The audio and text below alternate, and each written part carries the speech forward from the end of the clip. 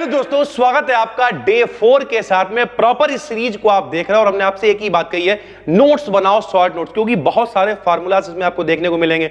वो फार्मूला अगर आपका देखा हुआ है, पेपर में आएगा तो आप आराम से टिक लगा दोगे, नहीं देखा हुआ तो चौची आते रहोगे भैया, सीधी सी बात है।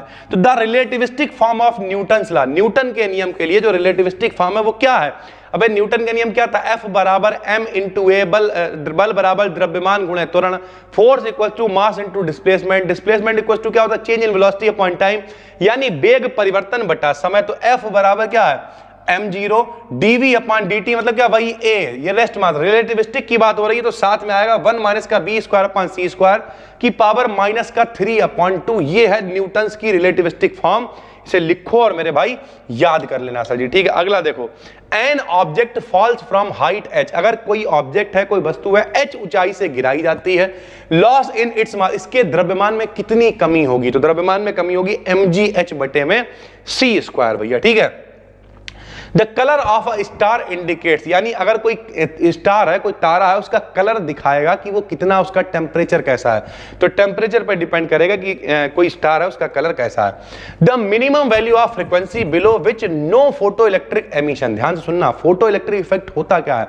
फोटो इलेक्ट्रिक इफेक्ट ये होता है, कोई धातु है, कोई मेटल है, उसकी सतह पर प्रकाश गिराया गया, वहां से इलेक्ट्रॉन निकल के बाहर आने लगेंगे, जिन्हें फोटो इलेक्ट्रॉन कहते हैं। तो ये कह रहे हैं the minimum value of frequency, आवृत्ति की वो कम से कम वैल्यू, जिससे कम पे आप प्रकाश तो डालोगे, लाइट तो डालोगे, लेकिन इलेक्ट्रॉन निकल के नहीं आएंगे, उसे हम लोग 12th में दहली आवृत्ति कहा करते थे, यहां इंग्लिश में थ्रेशोल्ड फ्रीक्वेंसी कहेंगे। थ्रेशोल्ड फ्रीक्वेंसी का मतलब क्या है? वह कम से कम आवृत्ति, इतनी प्रकाश की आवृत्ति फ्रीक्वेंसी तो होनी चाहिए कि भैया इससे कम पे भैया नहीं देंगे। कहते नहीं है कि थ्रेशोल्ड वैल्यू आप कितनी है इस प्रोडक्ट की, उन्हें भैया देखो ऐसा है, चप्पल कितने 100 की थी, बोले 40 रुपए से कम नहीं लगाएंगे। नहीं, मोहल्ले में लोग आते हैं 300 रुपए की मैक्सी बेच रहे, मम्मी ने कहा 300 की 10 दो, पता 30 रुपए की देके जा रहा, तो थ्रेशोल्ड वैल्यू 30 हो गई उसकी। थ्रेशोल्ड फ्रीक्वेंसी मतलब इतना तो प्रकाश की आवृत्ति होनी ही चाहिए, तब फोटो इलेक्ट्रिक इफेक्ट में इलेक्ट्रॉन निकल के बाहर आएंगे भाई, ठीक है। Photo electric current will be zero, photo electric current zero कब हो जाएगा? जब स्टॉपिंग पोटेंशियल हो जाएगा। स्टॉपिंग पोटेंशियल क्या होता है?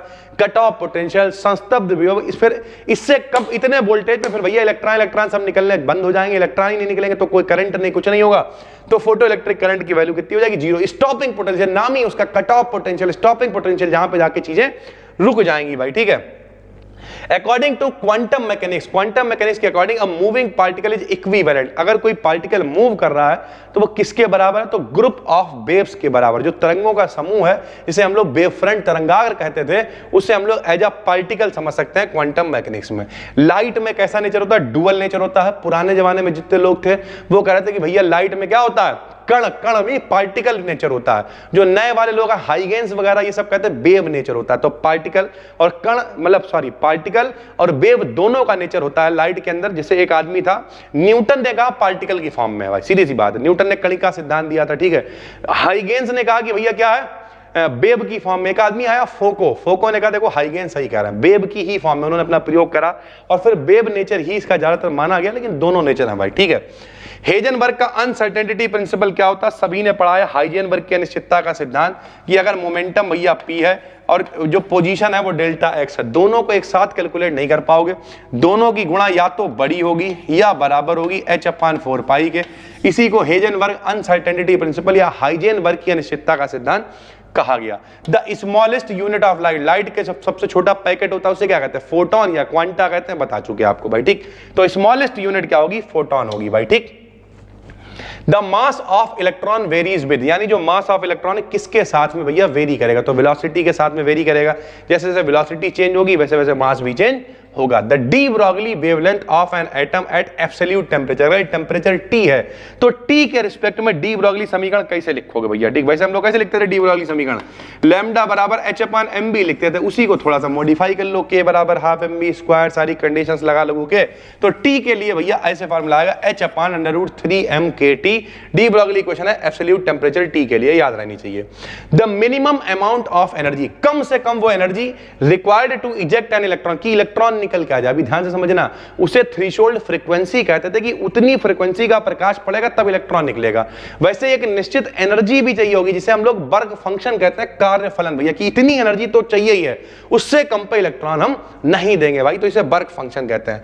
Planck's radiation law shows that the nature of radiation is, जो प्लांक्स का रेडिएशन लॉ है वो भैया कह रहा है कि रेडिएशन का नेचर कैसा होता है, तो क्वांटम नेचर होता है। क्वांटम आप समझ गए होगे, क्वांटम का मतलब ही यहाँ पे जो है पैकेट्स है भैया, छोटे छोटे पैकेट्स कह लो, ठीक है, बंडल कह लो उसे, जिसे हम लोग फोटॉन कह रहे हैं भाई, ठीक है।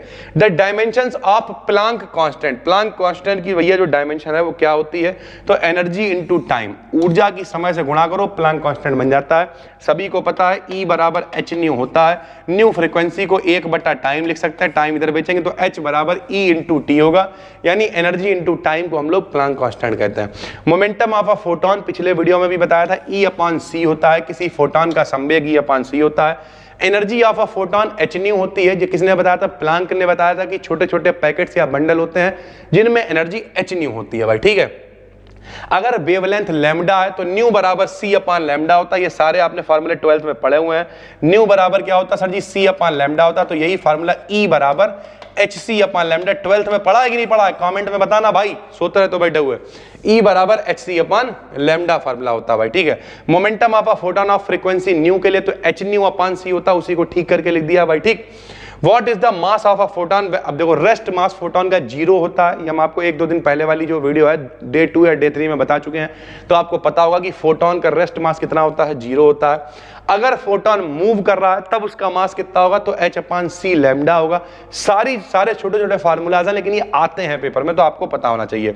The spectrum of black body radiation, जो आदर्श कृष्णिका होती है, ब्लैक बॉडी रेडिएशन की जो बात करी गई है वो किसने एक्सप्लेन करा, तो प्लांक ने ही पूरी तरीके से उसे समझाया। प्लांक रेडिएशन लॉ हमने प्रॉपर पढ़ाया हुआ है, आप सर्च करोगे प्लांक रेडिएशन लॉ बी डिकेडियन पूरा आ जाएगा, प्रॉपर डेरिवेशन कराया हुआ है कि रैले का होता है, इस तरीके की सारी चीजें बताई हुई भाई, ठीक है। Planck radiation law takes the form of Wien's displacement law, जब कभी भी प्लांक रेडिएशन लॉ में जो बीन डिस्प्लेसमेंट निकाल, जो सारे उसी से निकलते हैं, रैले है, बीन है, सब उसी से निकलते हैं, कराया हुआ हमने, ठीक है।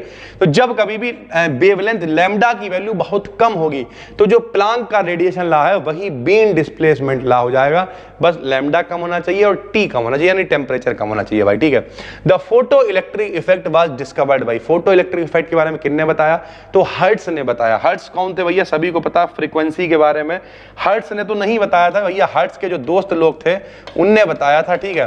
लेकिन हर्ट्ज उनके प्यारे दोस्त थे तो उन्हें सम्मान देने के लिए उन्होंने कहा चलो आवृत्ति का मात्रक हर्ट्ज रखे दे रहा है, फ्रीक्वेंसी के जो मात्रक यानी यूनिट है हर्ट्ज रखे दे रहा है, या फिर प्रति सेकंड मात्रक भी रखा गया। आइंस्टीन को नोबेल प्राइज दिया गया काहे के लिए, तो फोटो इलेक्ट्रिक इफेक्ट यानी प्रकाश विद्युत प्रभाव के लिए। क्या होता है, धातु की सतह पर प्रकाश गिरता है, उससे इलेक्ट्रॉन निकलने शुरू हो जाते हैं भाई, ठीक है। Photo electric effect proves that light has, photo electric effect ने बताया कि जो लाइट है वो क्वांटम नेचर दिखाती है। कैसा नेचर दिखाती है, क्वांटम नेचर दिखाती है भाई, ठीक है। तो ये है अपना डे 4, सारी पीडीएफ आपको टेलीग्राम पर भी दे रहे हैं, टेलीग्राम पे जाके आप बी डिकेडियन बीएससी सर्च करोगे, सारी पीडीएफ मिल जाएगी। बहुत बड़ी वीडियो इसलिए नहीं बनाते ताकि आराम से आप 10-15 मिनट 20 मिनट की वीडियो देख लो और आराम से प्लेलिस्ट देखते चले जाओ। डिस्क्रिप्शन में प्लेलिस्ट दे दी है, सारी चीजें एप्लीकेशन पे भी हैं, आपको लगता है तो डिस्क्रिप्शन में लिंक है, सब कुछ एक जगह मिल जाएगा, वहां परचेज कर सकते हो। कंटेंट वही है, यहां पढ़ो वहां पढ़ो कहीं पढ़ो कोई फर्क नहीं पड़ता। बाकी ये पीडीएफ फ्री में बिल्कुल टेलीग्राम पे भी दे रहे हैं, टेलीग्राम पे जाके बी डिकेडियन बीएससी सर्च कर सकते हो। फिर मिलते हैं, तब तक के लिए धन्यवाद, थैंक यू।